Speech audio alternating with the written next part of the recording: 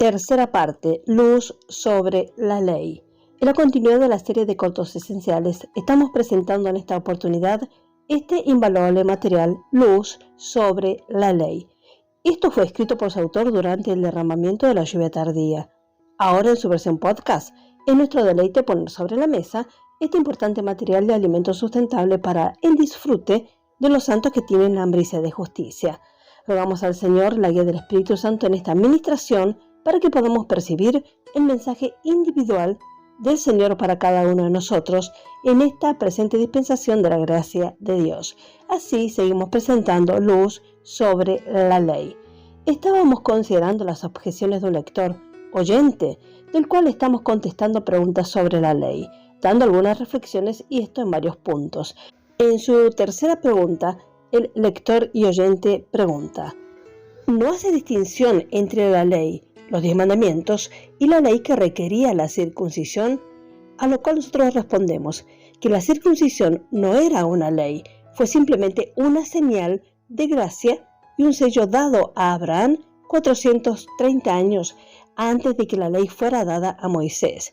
El hermano Pablo dice que Abraham recibió la señal de la circuncisión, el sello de la justicia de la fe que tenía aún estando incircunciso. Romanos capítulo 4, verso 11. Abraham fue justificado por la fe, no por ser circuncidado. La circuncisión era para él lo que el bautismo en agua es para nosotros. Ambos simbolizaban la muerte, y el bautismo significa también resurrección. Nosotros somos la circuncisión los que adoramos a Dios en espíritu, porque en la vieja creación fuimos separados con Cristo en su muerte. Filipenses capítulo 3, verso 3 y Colosenses capítulo 2, verso 11. La carta a los Gálatas muestra que la circuncisión no solo era innecesaria, sino no era esencial para la salvación y nunca lo había sido. Pero esa carta también fue escrita para mostrarles que nadie se justifica por guardar la ley ni es perfeccionado por ello. Estaban caídos de la gracia, aunque eran muy religiosos y se esforzaban por guardar la ley de Moisés. Gálatas capítulo 5, verso 4. La ley no es un salvador. La cuarta pregunta, el hermano alude: ¿conoces algún caso en el que Pablo haya reprendido a alguien por guardar cualquiera de los 10 mandamientos? Lo cual respondemos que sí. Toda la carta o toda la epístola a los Gálatas está el reproche. Puede considerar el capítulo 2, verso 16, verso 21, capítulo 3, verso 2, verso 5, verso 10 al 13, 19 y verso 24. Pueden ver también 2 Corintios capítulo 3 y 1 Timoteo capítulo 1, verso 9 y 10. La quinta pregunta nuevamente alude: ¿no sabéis que hay una gran diferencia entre guardar la ley de Dios para ser salvo y manteniéndola porque has sido salvado de transgredirla? Lo cual nosotros respondemos: no, hermano, no hay diferencia. Cristo es el fin de la ley para justicia a todo aquel que cree, ya sea para obtener la justicia o para retenerla. Romanos capítulo 10, verso 4.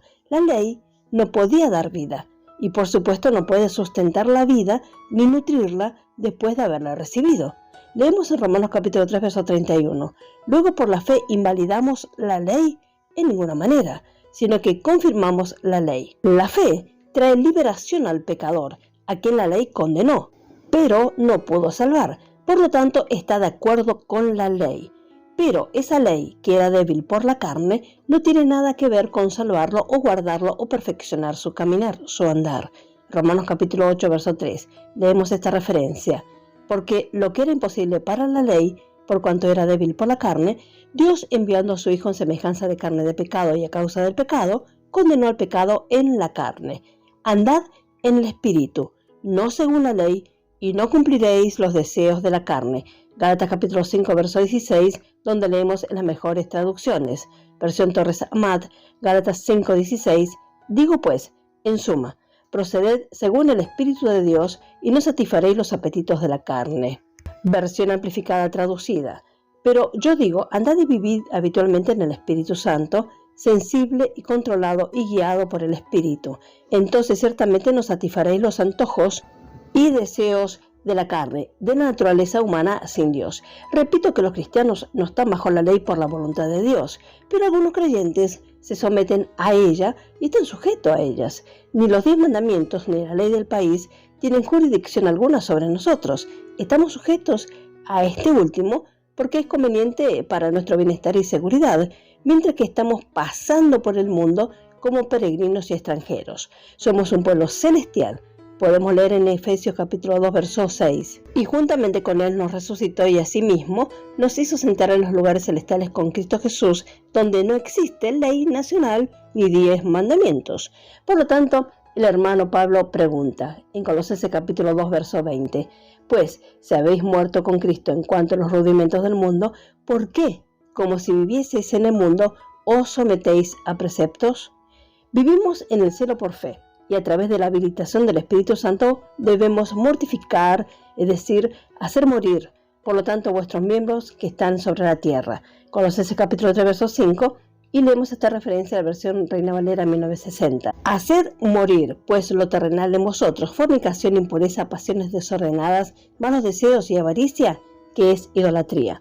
También en la versión del oso, Colosenses capítulo 3, verso 5. Mortificad pues vuestros miembros que están sobre la tierra, fornicación, inmundicia, deleite carnal, mala concupiscencia y avaricia, lo cual es servicio de ídolos.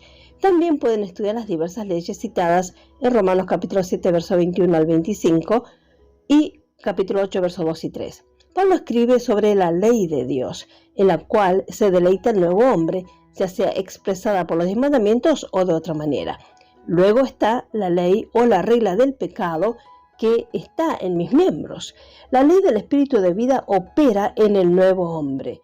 Los 10 mandamientos, siendo débiles por la carne, es decir, la carne no puede guardarlos, no pueden librar a nadie de la ley del pecado. Por lo tanto, Dios envió a su propio Hijo en semejanza de carne de pecado, pero sin pecado, y como ofrenda por el pecado, y así condenó al pecado en la carne. Romanos capítulo 8, verso 3. Pero todo eso es absolutamente por gracia. Al creer en la muerte de Cristo por nosotros, establecemos la ley, pero somos salvos y mantenidos independientemente de ella y enteramente sin su ayuda. Estamos en terreno de la resurrección en Cristo, donde los 10 mandamientos no tienen dominio. Gracias al Señor por la exposición de su palabra. El Señor sigue arrojando luz para que podamos entender correctamente los beneficios obtenidos por el Calvario.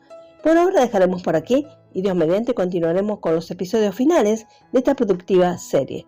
El Señor bendiga ricamente a cada uno. Amén y amén.